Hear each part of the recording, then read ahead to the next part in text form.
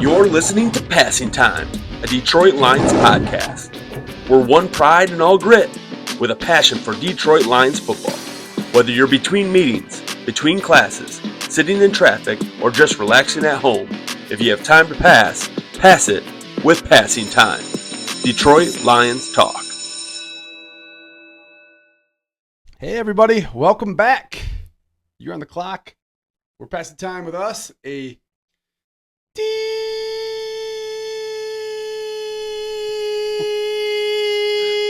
Detroit Lions podcast. I'm Rob. I'm Brian.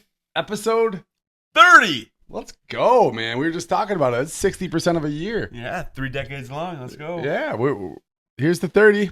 Cheers to 30 to you. Cheers. And cheers to 30 more, man. This has been a lot of fun. Obviously, coming off I almost didn't drink, which is sacrificial.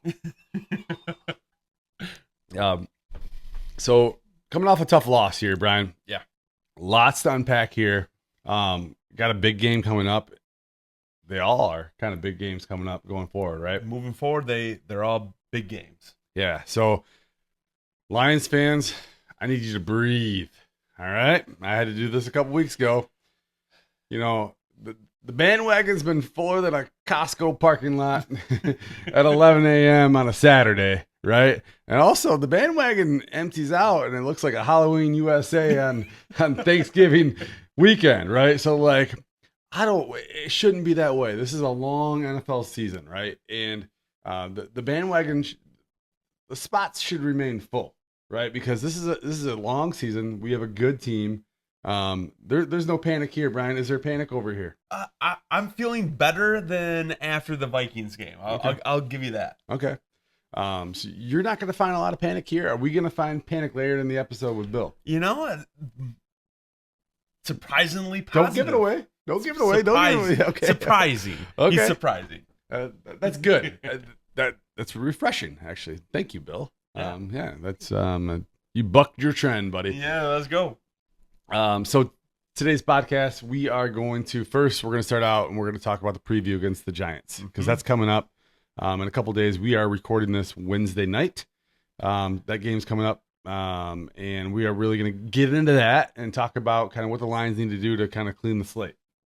And you know, I don't want to say must win, but we're getting closer and closer to those needs each and every week. So. Well, if they don't win, we talked about that Halloween USA parking lot after Thanksgiving. It's going to be empty. It's going to be a tough one next week. Yep. We'll have to have a couple pre-drinks before we do the podcast. We'll get into that. We're going to break down what happened in Philadelphia. Yeah, I mean, we'll see what the ins and outs are there and what the Lions should or could have done. Yeah, a lot to talk about there. We're going to talk about kind of the new updated power rankings and some names in the top 5 will surprise you, Brian. Well, let's see where we're at. I mean, the Lions aren't in the top 5 right now, so. Or are they? Are they? There's your tease. We're going to talk a little bit about what's going on around the NFL and also what's going around the NFC North, led by the first place Chicago Bears. Wow, which is that feels gross. Does that feel right to say? That doesn't feel right to say. Your memory's pretty good, Brian. What was the final score when the Lions played the Bears last? I believe there was a 52 in one of the two scores. Okay, and I'm pretty sure it wasn't the Bears. Okay, was the other one close? It wasn't close. No, it wasn't close. It wasn't close. Okay, so it's nice to have that in your back pocket, but that doesn't mean much unless you take care of business. We got to take care of some business first. Yeah, so, all right, let's get into it. Let's talk about the Giants. This feels to me, after the loss of the Vikings, the Lions were going into Washington. They're playing a backup quarterback and a defense that was prone to giving up points, and it felt like that's the perfect game to get off of a tough loss. And now we're going in. We have the Giants at home. Yep. We potentially could be playing the backup quarterback. That still hasn't been decided. But we're playing a backup coach. That has been decided. Right, and when you play a backup coach, there's a couple different thoughts that go along with that. It it could like inspire your players. It could give a little spark to your team.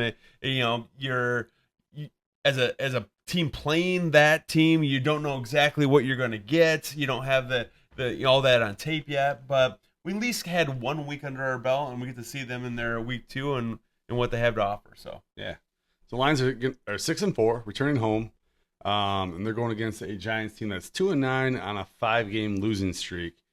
We don't know who's going to start at quarterback, and their star wide receiver has been out for a while. Their newfound star, Cam Scatterbo is out, or Scatterbo, he's out, and a lot of guys are me guys playing for that contract next year. Yeah, and that's the scary part, though, right? Is because if you get a bunch of guys that are looking to play for their next contract and looking to play for the next team, or are they going to make this team? That's a bit scary. And this team, it wasn't like they haven't been blown out in the last 5 weeks. They've been in each and every one of these games. Yeah. So let me tell you something that scares me, and also let me tell you something that I think the Lions have done much better this year than in previous years. So what scares me is if Jackson Dart starts, because he's a playmaker. He's an off-script kind of guy that makes plays. Also runs the ball very, very well. But the Lions this year have really figured out a way to defend running quarterbacks. And, guys like Derek Barnes, who are playing this like hybrid spy like defense against mobile quarterbacks, has played well in those types of situations. So, Neighbors out for the year. We talked about that. Let's talk about a little bit on some guys that are coming back for the Lions potentially. So we have Rodriguez, who has been added to the 53-man roster. He's off of the PUP list now. Needed to happen because if he was staying on that PUP list, we would have lost him for the year.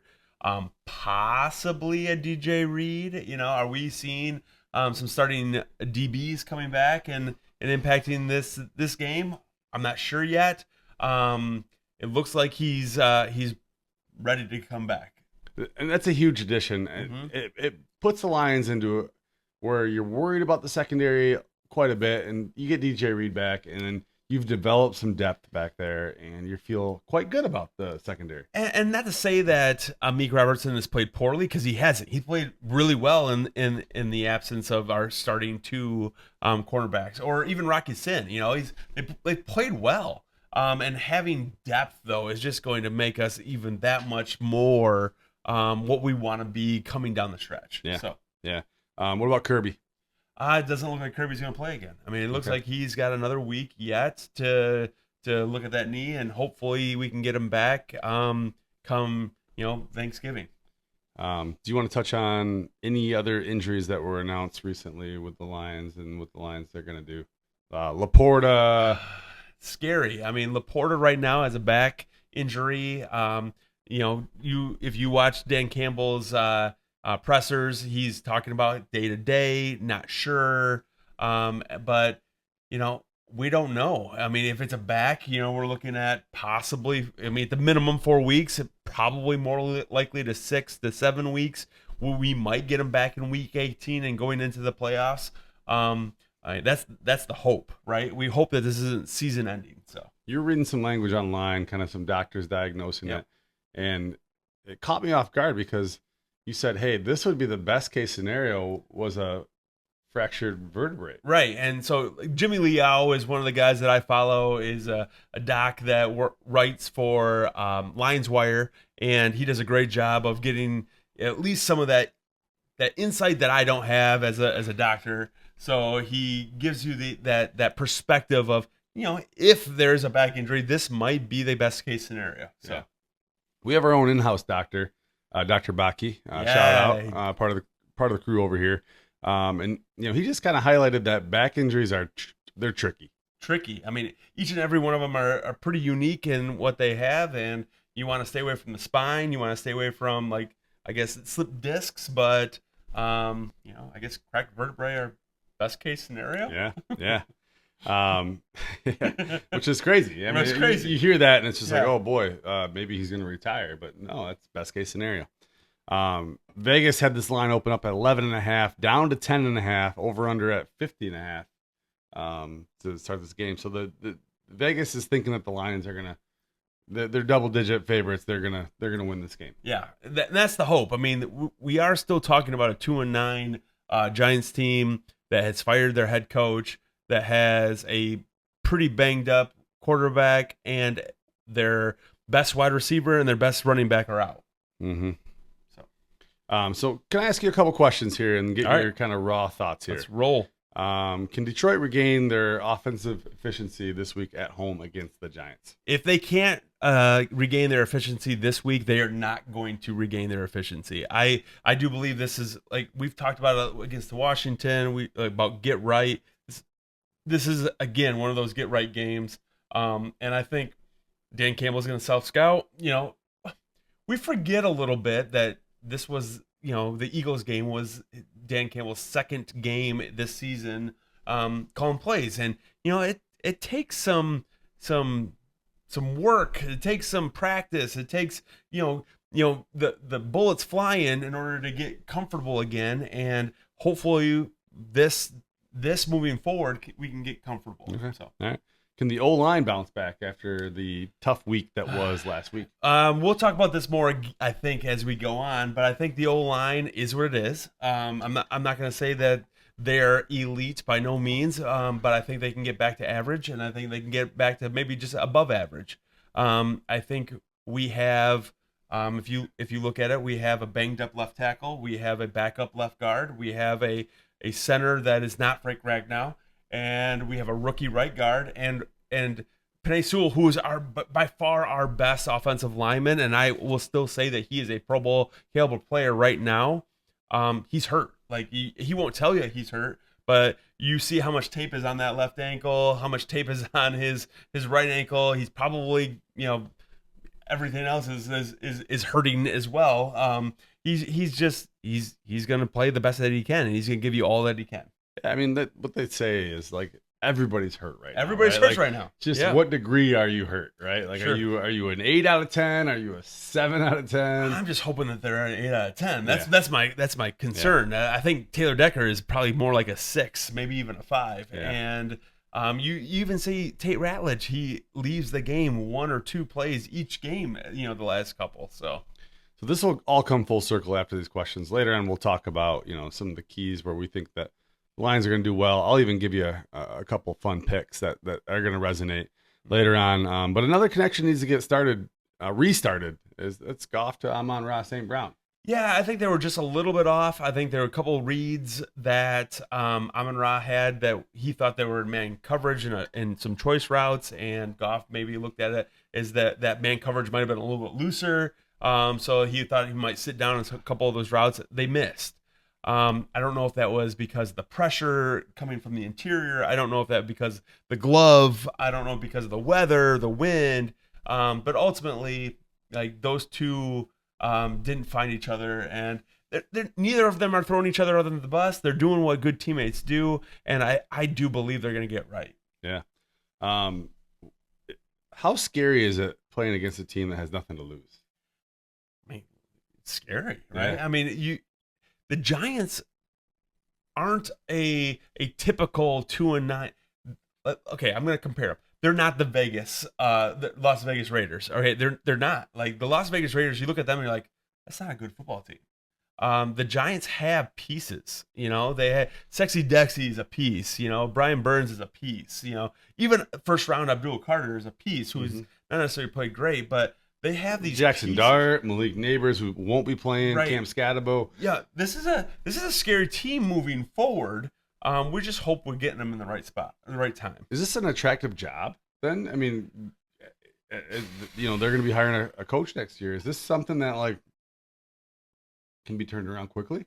I would be excited as a coach going into that because of the energy of Jackson Dart and the energy of Cam Scatabo and Malik Neighbors, that young resurgence and having some draft picks in order to continue to add to that. Yeah, I would say this is an attractive job. The scary part is New York is always daunting, right? If you're not going to turn this around quickly, then you might exit quickly. Yeah. So. Yeah, that's a big spotlight there.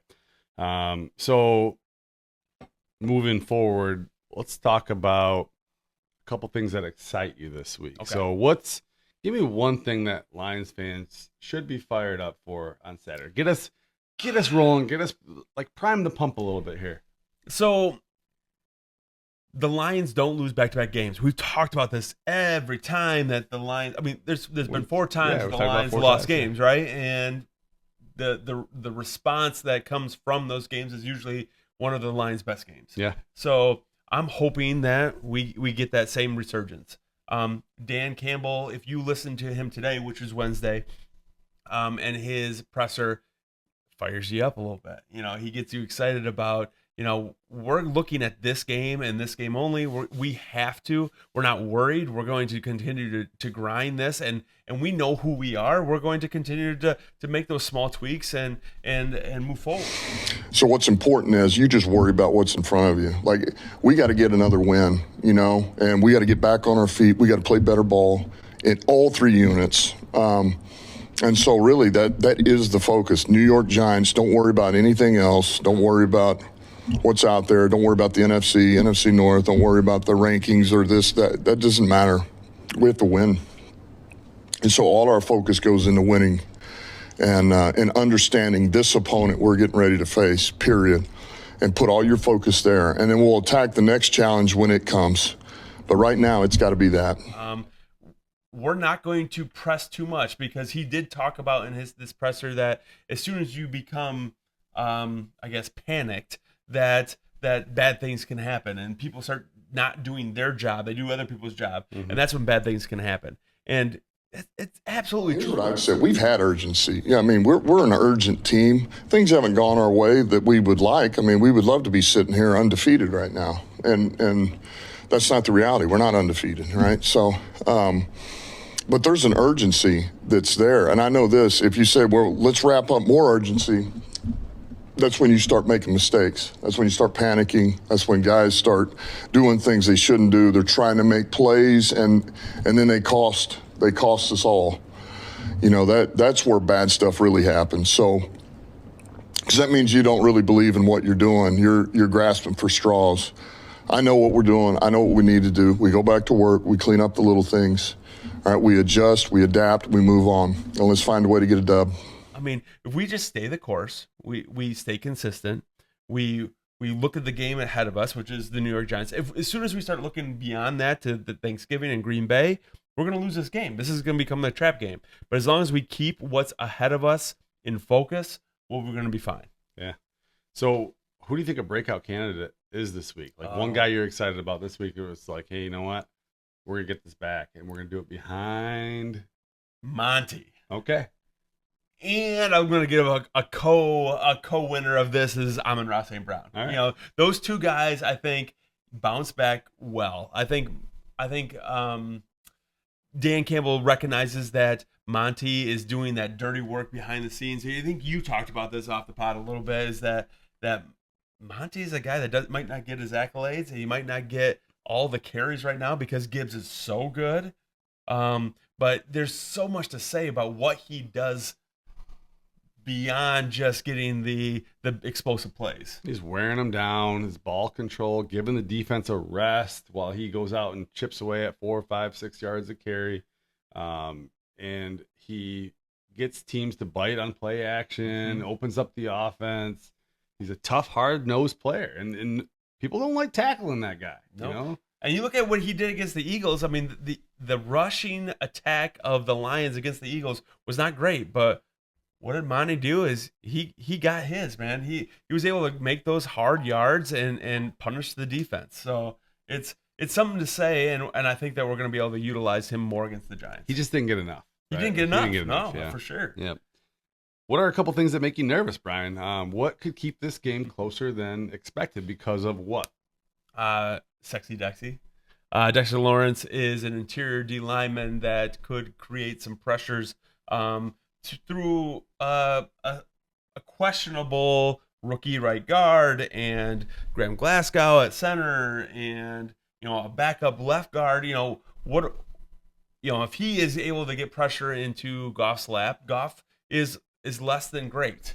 So we want Goff at his best, and his best is when he can stand tall in that pocket and be clean and, diagnose, and get through his progression. And, if he's got to rush things and get happy feet, and he's gonna rush throws, and and you're gonna see what you saw on, Sunday night. So maybe give me this, because it sounds like what you've been saying is the Lions' weakness is becoming their offensive line, and the Giants' strength is potentially their defensive line. Yeah. So is that the biggest concern that you see going into this week? That is the biggest concern that I see. I mean, if the Lions struggle to protect Jared Goff, and he has the same type of concerns that we saw against the Eagles, where he rushes throws or doesn't go through his progression, or he doesn't get to the open receiver, he's off on his accuracy, which we all love. Like 74% completion rate going into that game, and then having a career low game. That's the concern. We just can't have another clunker.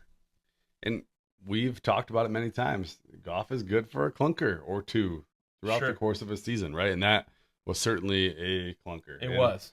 We'll get into that a little bit more. Yep. So home field should matter this week, correct? Absolutely. I mean, not to say that the Lions don't show out, but Philly is a whole different animal when it comes to at night. At night, yep. You're in not the cold, in the wind. You're not going to see your Honolulu Blue wave of fans going through that stadium.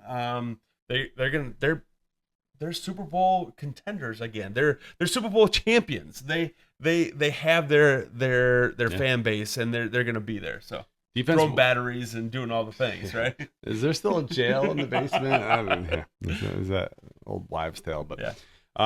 Defense gets a boost. A couple guys potentially coming back. So there's a lot of really good mojo coming into this week. Dan Campbell seemed pretty upbeat. He didn't seem like it was letting that weigh too hard last week. No, I mean, I think he's staying the course. I think he knows the team that he has. He knows that he wants to get right in November, December, January, and going into those playoffs. Yeah.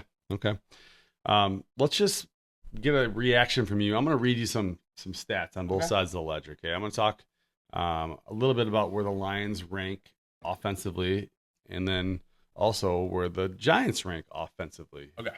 And then we're going to talk defensively. Traditionally, we've done this Lions offense versus opponent's defense, and the opponent's defense versus the Lions offense. You see those checks. And so let's just keep doing that, because I know you like the checks. I like the checks. You like the checks. So okay. So Lions averaging 29.2 points per game. That is tied for 4th in the NFL, Brian. Yeah, I mean, and this is after a game of 9 points. Yeah, so that number still went doing down. Okay. Yep.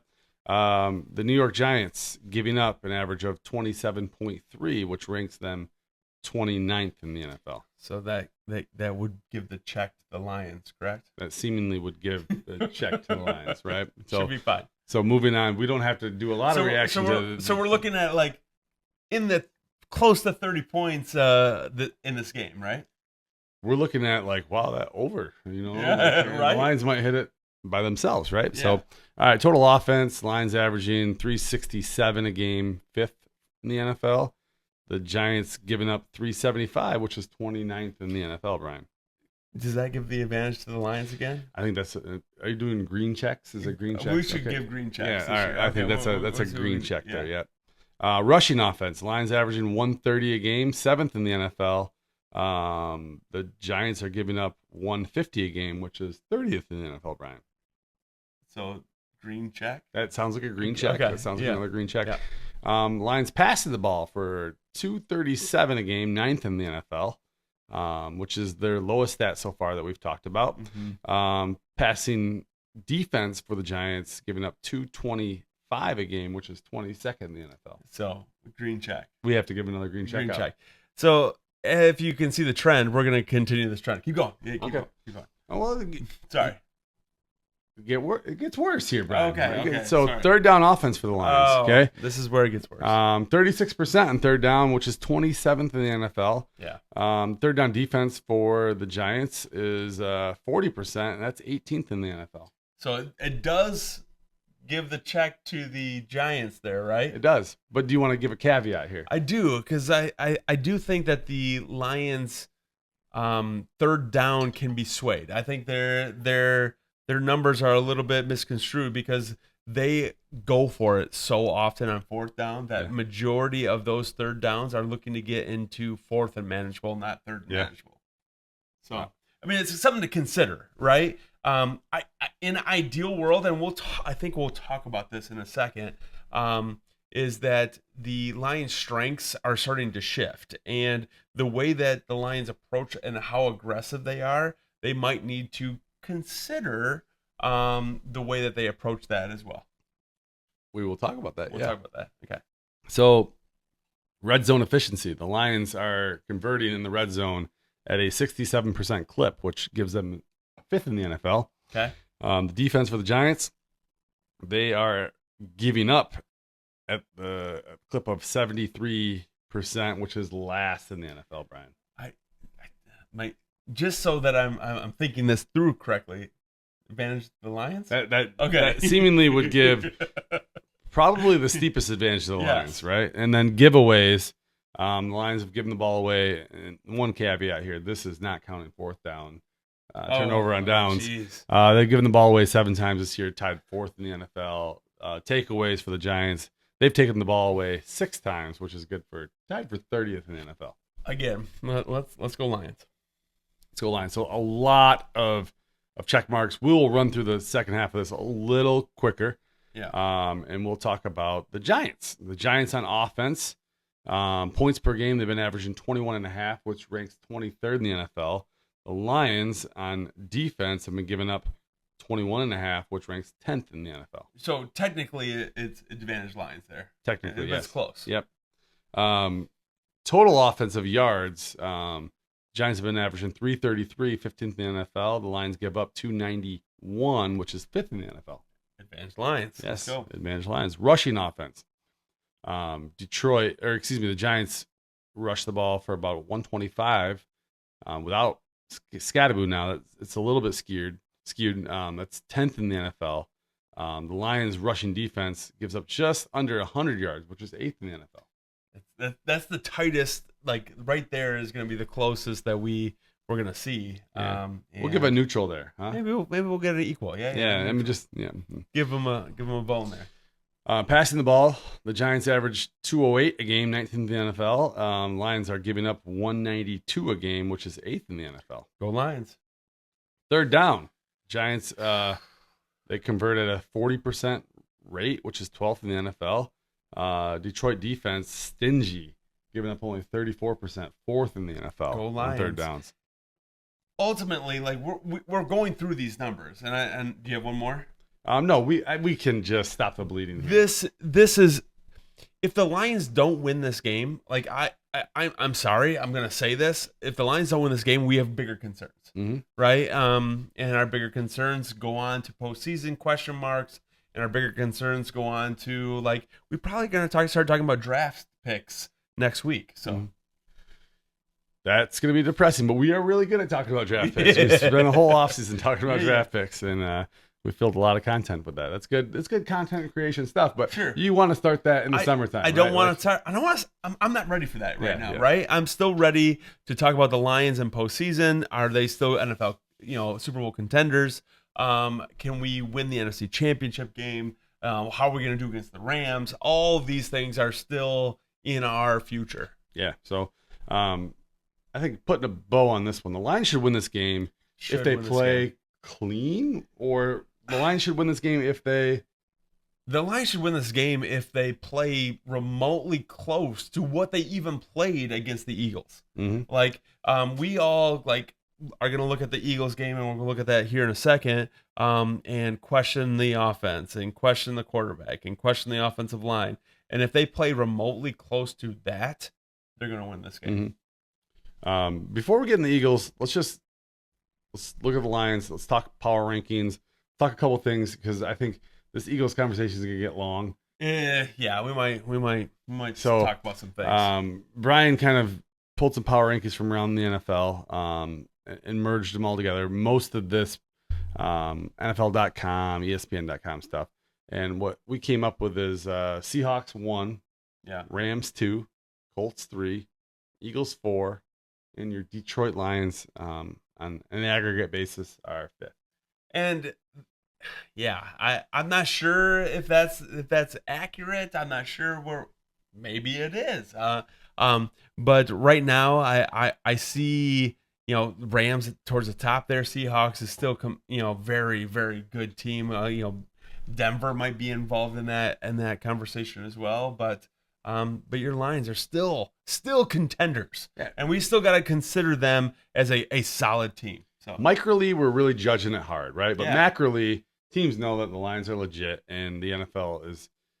It's hard to go to Philly at night and win, and the NFL is brutal, man. There's going to be some tough stretches, and the Lions, in the last 3 games, they've had a couple tough games. Yep, and we'll get into the future here in a second, but we've now made it through, I would say, the gauntlet of this the schedule, and we're moving into, I would say, the lighter section of it. Even though we have definitely some teams that we're gonna have to beat. So let me tell you something. Next 6 games coming up, okay? But the Giants at home in a dome. Mm-hmm. Should be a W. Should be a W. 7-4. You're not freaking out anymore. I feel better. Okay. Like I'm depending on what else happens around the league. Yeah. I'm feeling better. You got the Packers at home on Turkey Day in the dome. Yeah. You get a W there, you're feeling really pretty good. Very good. Yep. Then you get Dallas at home. There's a 3-game home stretch here. All they're not open in the dome at Ford Field. No. It's all inside. You got Dallas. I like that matchup. Yep, the gloves off of Goff, and I'm hoping that the accuracy's back. That completion rate is up, and we take another W. Okay. Then you go out to L.A. and you play in a dome. In a dome.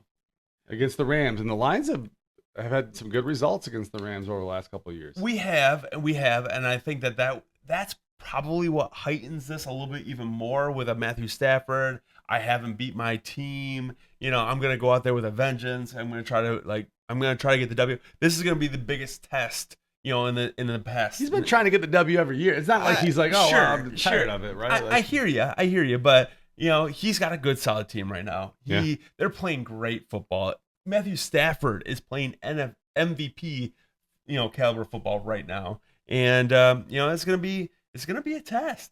It's gonna be like, what game are we gonna play? Aggressive, like all out. This is who we are. Football. Are we gonna play conservative football? Like it's gonna be an interesting test. Yeah. So that's a road game. Yep. Then we go back. We go back home. We play Pittsburgh. Play Aaron Rodgers, Pittsburgh Steelers team. We have to win that game. We will win that game, and then we play at Minnesota in the dome. Yeah. Week 17. It's always hard to go to Minnesota and play the Skull and win there, but we've been able to do that in years past. Hopefully we can schematically figure out what they're trying to do to us and be successful again. So realistically, this is a 5-1, 4-2 stretch of games right here, right? Correct. And if we're in that scenario, 5-1, 4-2, that puts us in a really good spot going into week 18. Especially if you beat the Packers. That's a divisional game. I would say the next 3 games specifically are the most important games of the schedule right now. Okay. Then you finish with week 18 at Chicago. Yeah. And that's not one of those 3 games. What? Well, if you lose one of these 3 games, then that game might not matter. Okay, all right. So, you're putting the spotlight near term. All right. Yep. All right. That makes sense. So, I just wanted to highlight the Lions. 6 out of the next 7 weeks, they're playing in a dome. Schedule looks a little bit better. Yeah. Week 17, they're playing, is that into January in Chicago? That's who knows what the weather's Who knows? Like. It could be 48 and sunny. Could be sunshine and rainbows. Who knows? Or it could be 11 and blowing, right? So it could be tough. So all that being said, let's just rip the Band-Aid off here. 16-9 loss against the Eagles. Where do you want to start? I guess we got to start with the O-line. You know, O-line woes. I think the hard part about our offensive line right now is it's not the same offensive line as that we had last year. You know, we depended on an elite offensive line. We were considering ourselves the best offensive line in all of the NFL last year, and we're not that this year. And that's recognizable. But if you look at the comparison, you know, our left tackle Taylor Decker, last year he was playing at a Pro Bowl alternate caliber, you know, and this year he shoulder injury, knee injury, he's trying to hold it together. He doesn't practice throughout the week, and he comes off Sunday and he does his best. And I think he still plays a pretty okay level of football. Yeah. Yeah, I mean, that's about as complimentary a Taylor Decker as you can be right now, right? Our left guard is a backup. I mean, Yoda Asika is a backup left guard, and he's doing the best, and he's playing pretty well, but he's still a backup, right? And so he's playing the best of a backup can play. Yeah. Our center is not Frank Ragnow. It is Graham Glasgow, and if you want to compare this to last year, Graham Glasgow was I guess the worst of the 5 offensive linemen we had on the field.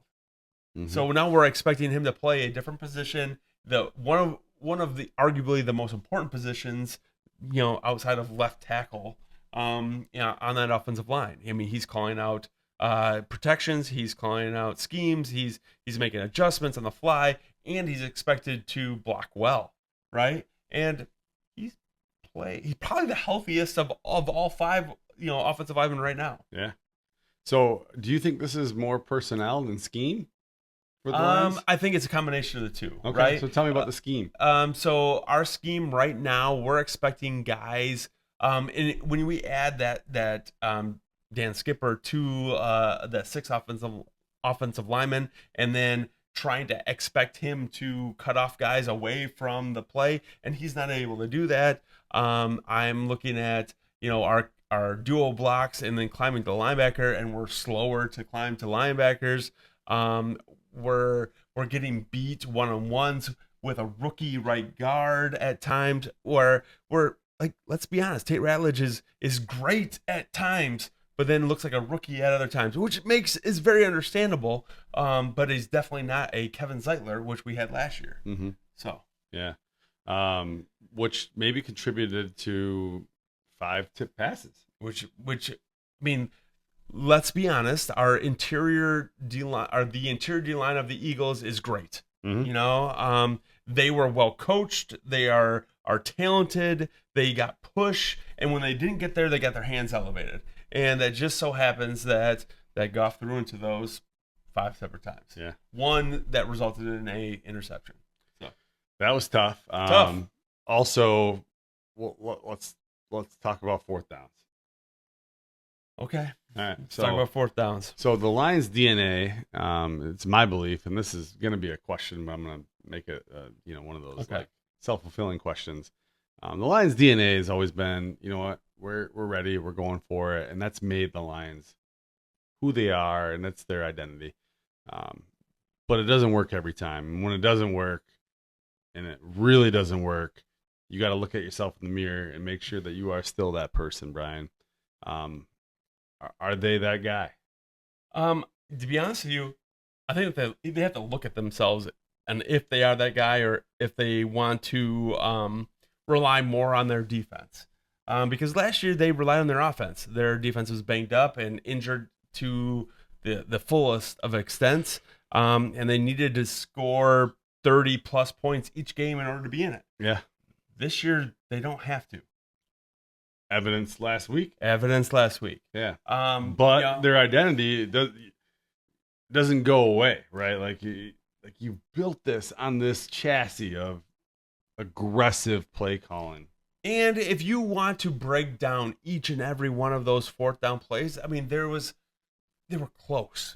I'm going to tell you they were close. You look at guys like Amon-Ra, who if you just stay on your block, you don't look back. And Jahmyr Gibbs is able to gain that first down. You look at Jared Goff, who missed just missed a throw to, I believe it was a tight window, but Amon-Ra had a step and a first down there. You look at a botched, fake punt who Grant Stewart could have checked out of, but didn't. They went with it. You talked to Dan Campbell. He liked what he had. I don't believe that. I think he's just protecting his players. But if he keeps his feet and keeps grinding, maybe you pick up that fourth down. But who is he going against? Was he going against the Eagles special teams? Or? You're not going against the Eagles have sniffed that out. They kept their defense on the field, and you saw that, right? Yeah. You look at a 4th and goal where Brock Wright is wide open for a walk-in touchdown, but Penei Sewell gets beat. And so these are the little things. One guy here, one missed assignment there, and this game is different. Mm-hmm. Some days it's not your day, right? And Yep. That doesn't mean you change. That doesn't mean this. Some days you just don't have it, okay? And maybe you're thinking, hey, you guys don't have it today on this podcast, and that's perfectly fine. That's your opinion. The Lions didn't have it. Specifically, the Lions offense didn't have it Sunday night against the Eagles. Right, and each of these little pieces, I'm hoping gets corrected. I hope guys like Jahmyr, who made a drastic drop in one of those 4th downs, takes that personally, and he doesn't make another drop again the rest of the season. But yeah.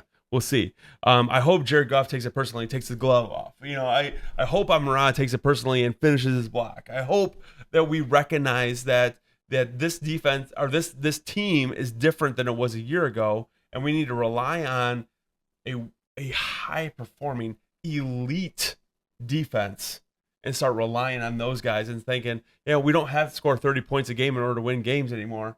We can score field goals and still be successful. So I want to, is there early in the game, the Lions, is there a 4th down where you're like, this is the 4th down, we should have taken the points, and it would have changed the complexity of the game? Punted, for that matter. So there's a lot of middle ground. So, and this is what Dan Campbell was talking about. I mean, they were in this no man's land of just past the 50. It's a short punt. It's a too long of a field goal with wind.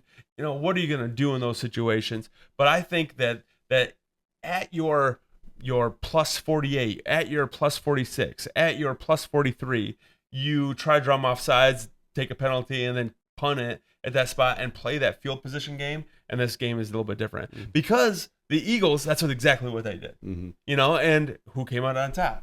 They made one extra play because they had a shorter field and they were able to get more points than Detroit Lions. Yeah.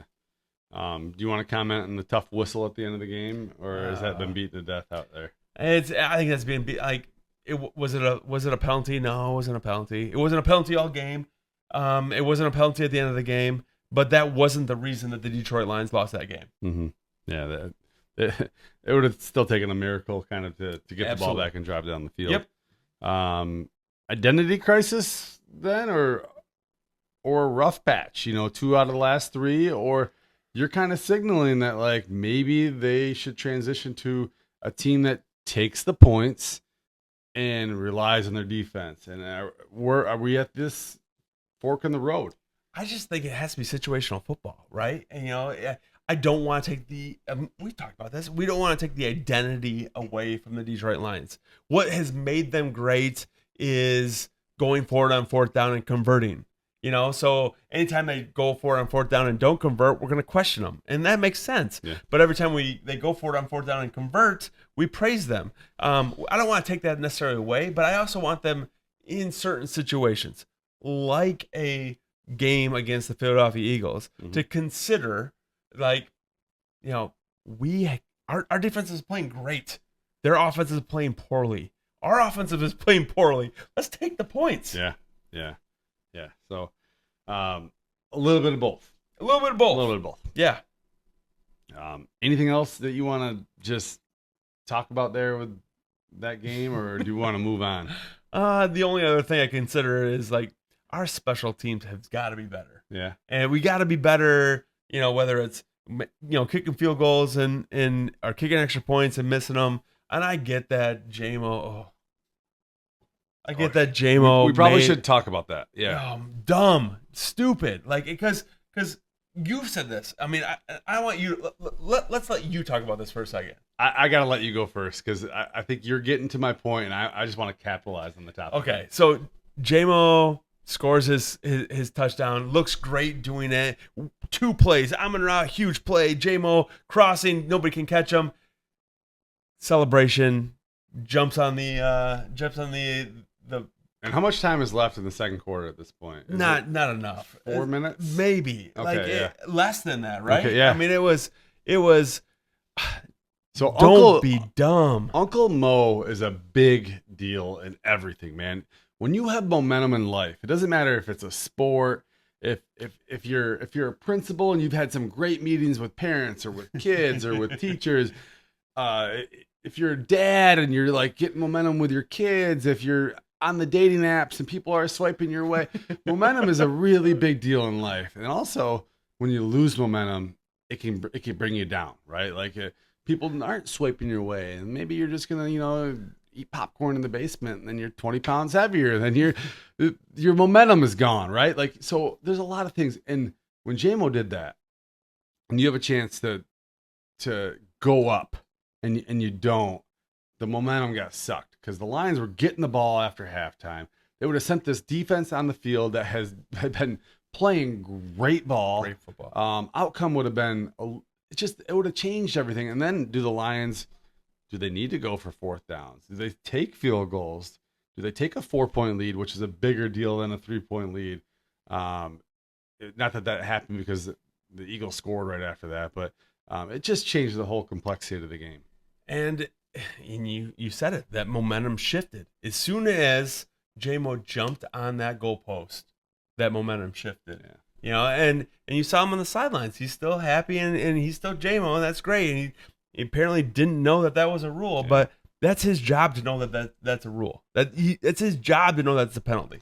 I don't want to be like, my grandpa or Barry Sanders handing the football to the ref, but like, know what you can do, right? Like, know what you can do, know what you can't do.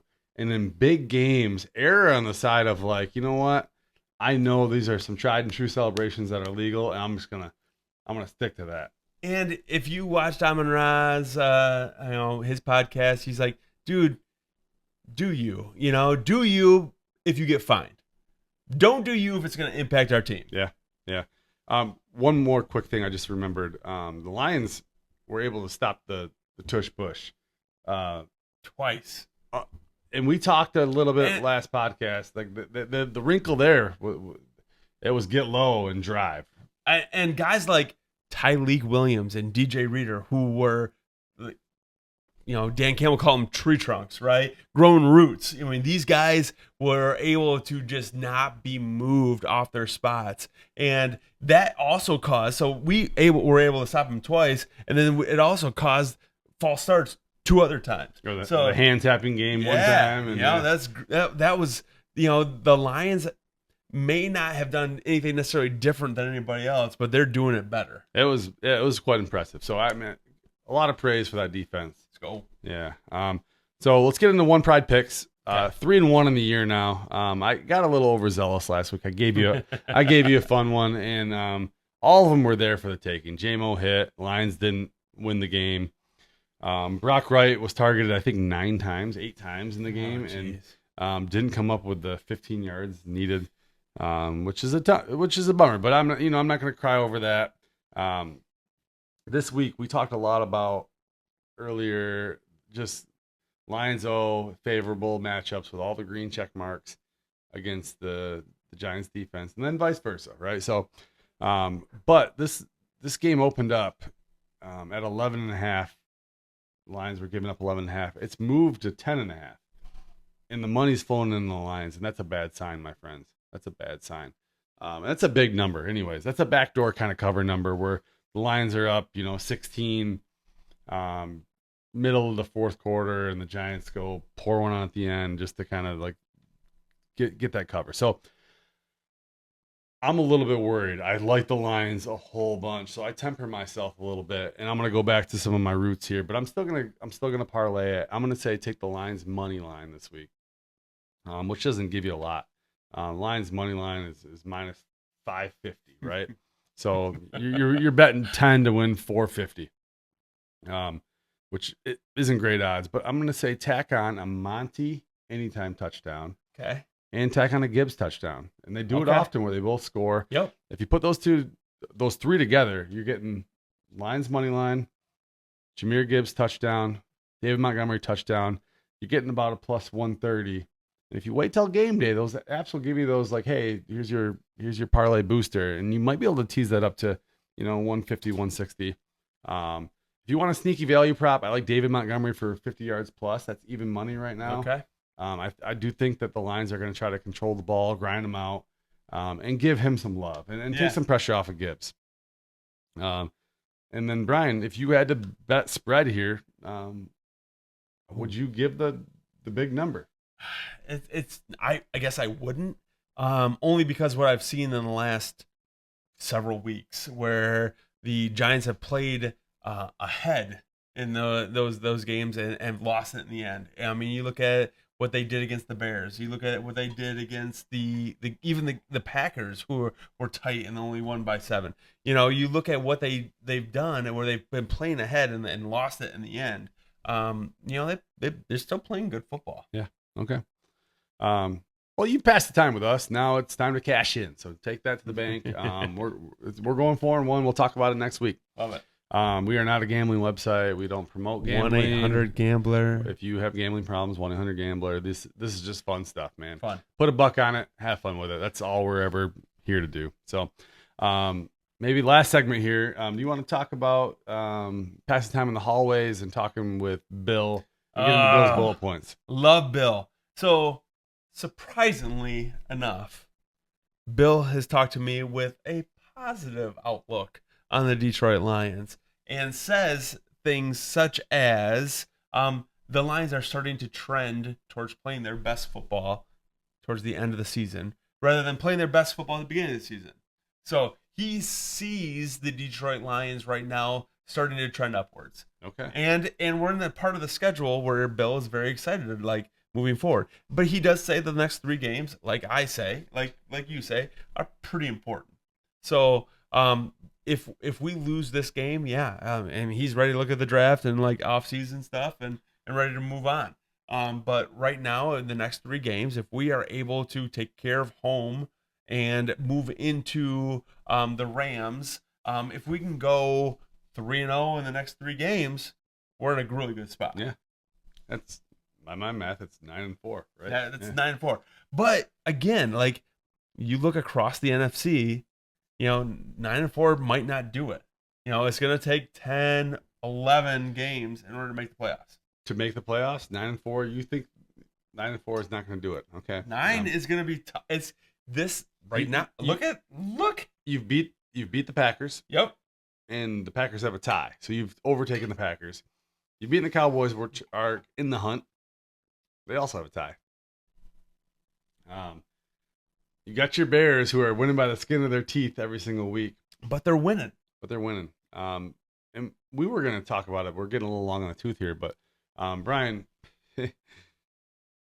who's the biggest fraud in the league right now? Oh man, like it's very hard for me to say because they're winning. But the Bears, who have they played? They played anybody? They haven't played much, and they've just escaped. They've snatched victory from the jaws of defeat multiple times. But to their credit, last year they would have found that the ways to give those wins to the other team, right? They're finding ways to win. And you've heard it probably before. You are what your record says you are. So here we are. Yeah. The Vikings built their year on it last year, winning close games, right? But typically things revert back to the mean, and I think the Bears are going to revert back to the mean. It's tough to win by the skin of your teeth. A lot of their wins have come by late fourth quarter comebacks, and that's a very difficult position to be in. And I don't see that happening as we move forward. They're going to play teams like the Eagles, who aren't going to allow those things. And guess they get to play the Lions and Packers and Vikings again. So yeah, we'll see. So you're gonna not Vikings. They already played the Vikings. They already got the Vikings. Yeah. You're gonna come back to us next week. We're gonna be fired up. A lot of energy. We're gonna be talking about parlays hitting. Lions had a get right game. Lions identity looks to be clear. Dan Campbell's got another week under his belt play calling, and we'll be gearing up for a short week, Brian, because we have a Thursday night turkey game. It's gonna be an interesting week. So we got to get this podcast out a little earlier next week, huh? Something to think about. Maybe we'll have the earmuffs on and we'll be doing it solo. We'll see. But do you have anything else that you want to kind of beat home? Hey, take a look at the YouTube. Take a look at the podcast, social media. Come talk to us.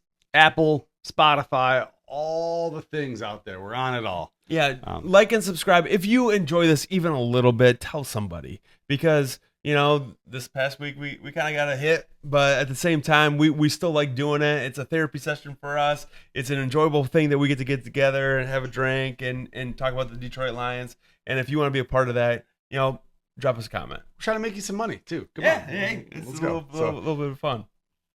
We appreciate you. Thanks for passing time with us. I'm Rob. I'm Brian. See you next week. See Go ya. Lions. Stay gritty.